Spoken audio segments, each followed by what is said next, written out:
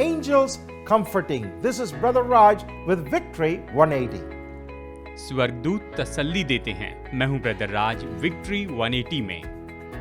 The Bible says, "Yet now I urge you to take heart, for there will be no loss of life among you, but only of the ship.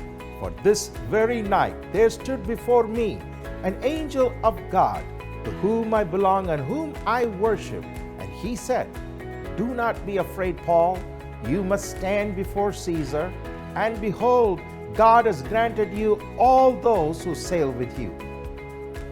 Bible कहती है, परंतु अब मैं तुम्हें समझाता हूँ कि धाड़स बांधो, क्योंकि तुम में से किसी के प्राण की हानि न होगी, पर केवल जहाज की, क्योंकि परमेश्वर जिसका मैं हूँ और जिसकी सेवा करता हूँ, उसके स्वर्गदूत ने आज रात मेरे पास आकर कहा, हे पौलुस, मत डर, तुझे कैसर के सामने खड़ा होना अवश्य है। देख, परमेश्वर ने सबको जो तेरे साथ यात्रा करते हैं तुझे दिया है। The Apostle Paul is sailing to Rome to stand trial before Caesar Nero. यहाँ पर पौलुस रोम की ओर यात्रा कर रहा था ताकि कैसर नीरो के सामने जाकर खड़ा हो सके। But the ship he was sailing was engulfed by a fierce storm. लेकिन जिस जहाज में वो यात्रा कर रहा था वो बड़ी आंधी में फंस गया।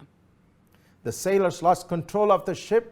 They did not see the sun for many days, and they were all convinced that they are going to die. और जो कप्तान थे और जो बाकी लोग थे वो तो जहाज पर का नियंत्रण खो चुके थे और उन्होंने पूरी तरह से आशा छोड़ दी थी और उन्हें लग रहा था कि अब तो वो मर जाएंगे। But God sent an angel with a message of comfort to the Apostle Paul. लेकिन परमेश्वर ने स्वर्गदूत को भेजा कि प्रेरित पौलुस के लिए वो तसल्ली का संदेश लेकर जाएं। The angel said, "Do not fear, Paul. You're not going to die.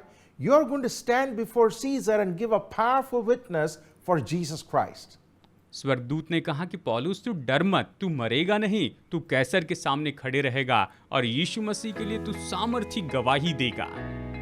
And no other passenger in the ship is going to die either. और तेरे साथ में यात्रा करने वाला दूसरा कोई यात्री भी नहीं मरेगा। Today we need not fear the circumstances of our life. आज हमें अपने जीवन की परिस्थितियों से डरना नहीं है। As we go forward to fulfill God's plan and purpose, we need to know that God is with us. जैसे हम परमेश्वर की योजना और उद्देश्यों को पूरा करने के लिए आगे बढ़ते हैं तो हमें जानना है कि परमेश्वर हमारे साथ हैं। Through His Word and through the Holy Spirit, He will comfort us and guide us every day. अपने वचन और पवित्र आत्मा के द्वारा वो प्रतिदिन हमें तसल्ली देगा और हमारा मार्गदर्शन करेगा।